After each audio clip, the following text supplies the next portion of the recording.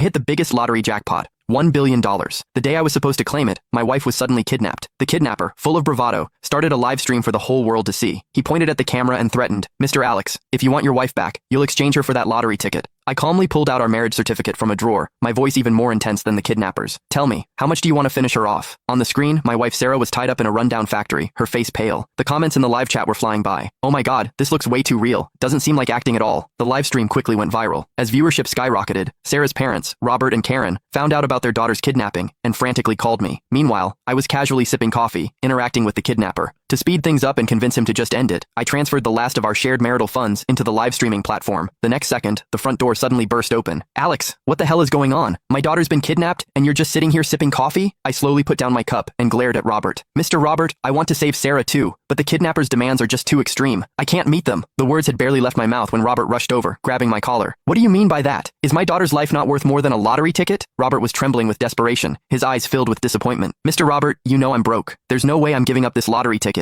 As for Sarah, don't worry. I'll definitely throw her a proper funeral once she's gone." Before I could even finish, Karen, who was standing nearby, couldn't hold back anymore. She pointed a finger at me and screamed, "You bastard! Sarah is your wife! How can you just stand there and watch her die?" I looked at the live stream footage as if nothing was happening. Right now, $1 billion is definitely more important to me than your daughter's life. Just then, in the live stream, Sarah yelled my name at the screen. "Alex, I'm pregnant. If you don't want 2 lives lost, hand over that lottery ticket now." At her words, the comments exploded again. "What? They're kidnapping a pregnant woman? That's absolutely sick. Ugh, this poor woman. It's been so long, and her husband still hasn't done anything." Exactly. Money can be earned back, but if you lose your life, you really lose everything. As the live stream comments kept flooding in, the kidnapper grew visibly excited. He held up his phone with one hand, while the other grabbed Sarah's hair and forced her to the ground. A heart-wrenching scream for help immediately echoed through the video. "Honey, save me!" Sarah struggled to lift her head, her gaze fixed on the screen, tears still glistening in her eyes. The live stream audience was horrified by the scene, frantically pulling out their phones to call the police. Karen, seeing her daughter's miserable state on screen, stumbled and nearly fainted beside me. "Alex, did you hear that? My daughter is pregnant." I quirked an eyebrow. "So what if it's a kid? Once I claim my prize, countless women across the country will be lining up to have my babies." After a few more screams, the kidnapper's eyes were blazing red as he stared at the screen. "Mr. Alex, I'm giving you 1 hour to decide. Money or your wife and child." Mid-sentence, he suddenly grinned. "Oh, and I should warn you, I'm not a very patient man. Every 10 minutes, I'll chop off one of your wife's fingers until she bleeds to death." I sighed softly at my phone screen. "Don't bother with the fingers. Just go straight for the head. There's no way I'm giving you that lottery ticket. Forget about it." I turned to Robert and Karen. "I don't think you two need to worry too much. The police might have already located the kidnapper by now. Even though the live stream's IP address showed it was outside the country, the police might still find him." But Robert slammed his hand on the table. "Alex, everything you have now, you owe to our family. What right do you have not to save my daughter?" He wasn't wrong. The Roberts weren't super rich, but they were far better off than me, a guy who came from humble beginnings. Even my current job was thanks to Robert's connections.